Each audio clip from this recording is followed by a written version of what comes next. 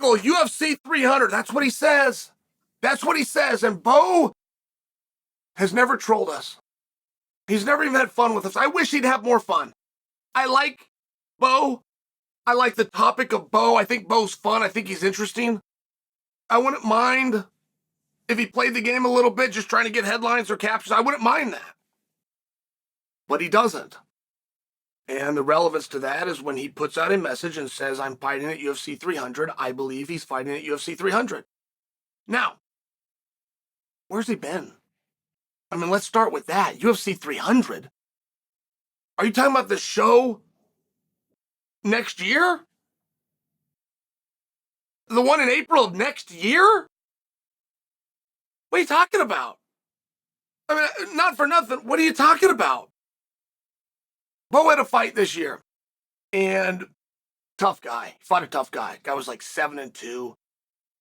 But Bo was a 24-1 favorite. They call it 2,400. It was the biggest spread in the history of the UFC. That was a stat that was put out, I'm quoting. And fine. But it turned out they were right. There was no part of that. I'm not positive Bo worked up a sweat unless he did it in the warm-up. The relevance being pretty hot, red hot, and completely healthy. That is the kind of guy that would get a turnaround. That's the kind of guy that would be looking to get turned around. There's been opportunities at 185 pounds. I mean, Kamaru Usman went and took one. Kamaru Usman is not a 185-pounder. That's how badly somebody that could fog a mirror was needed. And I never heard anything, and I just wondered why. I didn't like that I didn't, but I did wonder why. And now I'm being told UFC 300. That's next year. Why? Why are we waiting so long? Where have we been? And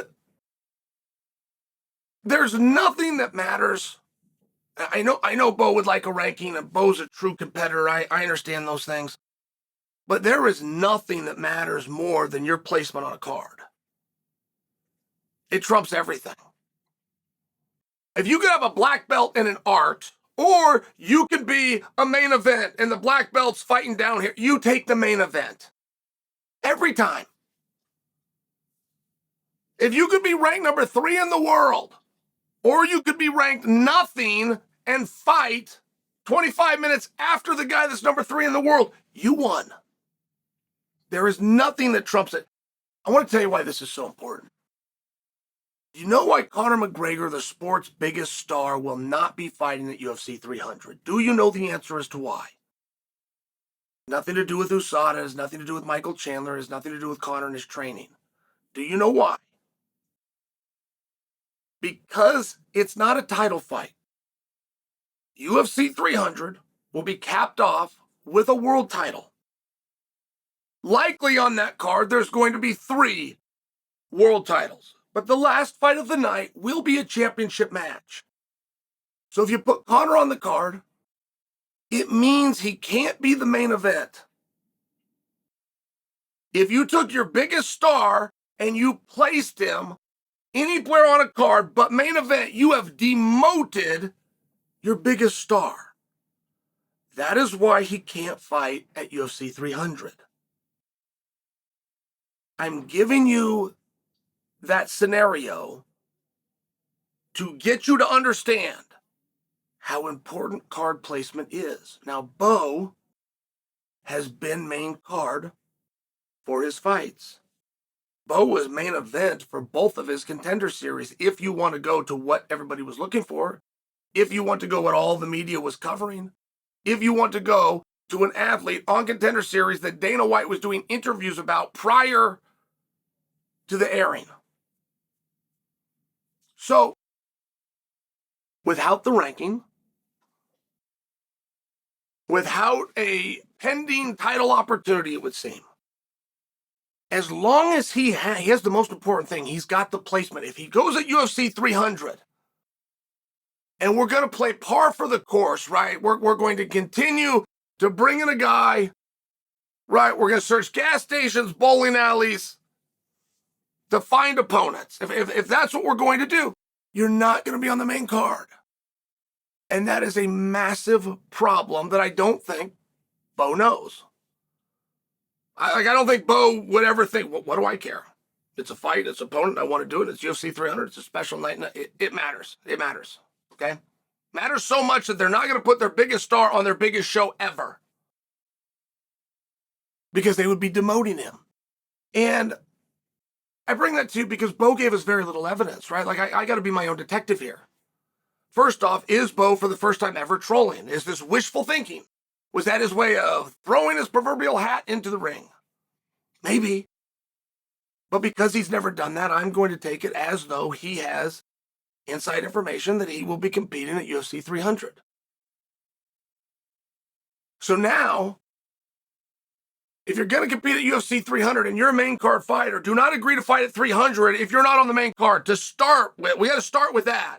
There has been a meaningful break. I can't remember Bo's last fight. I know it was a 24-1, and I know he didn't break a sweat, and he was out of there in the first round. Like, I remember certain things about it, but I don't know when it was. Was that summertime? That would feel right. I didn't even kind of run through the gears. It wasn't in Boston in August. It wasn't in Abu Dhabi in October. It wasn't at MSG in November. It wasn't at T-Mobile in December. Yeah, it must have been summertime. So by the time 300 rolls around in April of 2024, we're sitting for almost a year in the prime of your career to come back against, help me out. Now, I don't think that will be the case. I think we have some very exciting news coming. I think that Bo is going to have a very meaningful opponent.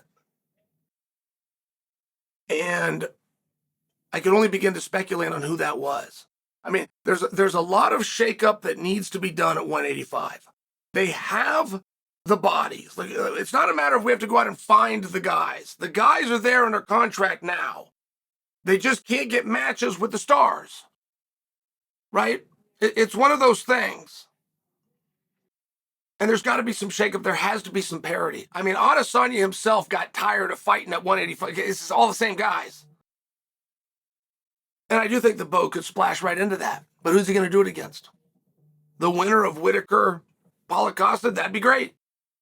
It's hard to count on. Paulo fights once every couple of years, and Whitaker, it's hard to get him to agree to a fight. That's just the reality. But you got Chimaev sitting out there. And before you think, why am I throwing a Chimaev and a Bo in there? I'm going to rise one, I'm going to sink the other. I understand all of these things, but you got a real logjam at the top, and there's got to be some kind of a mix-up. I'm not predicting for you it's going to be Chimaev. I'm not making a prediction for you at all. What I'm telling you in no uncertain terms is it can't be par for the course. If it's par for the course, he loses the only thing that he has, which is main card placement.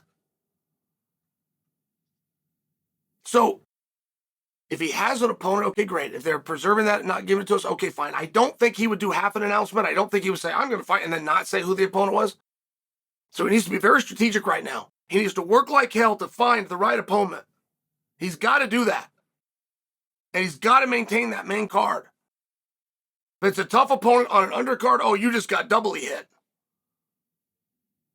But you can't be undefeated. You can't have 5 fights. You can't finish them all within the first round and get demoted. It just shouldn't work that way. So he's got a good argument. He's got a good place to jump off. He's got people that are going to back him up. You're looking at one of them. I'm going to back him up. I'm going to stand by him wherever he goes. But he does need to be strategic here. And it's an incredible story. The Bo Nickal story is an incredible one from a piece of marketing because Bo Nickal has been called out one time. One time. And he was called out for his position. He was called out because he was put on the main card.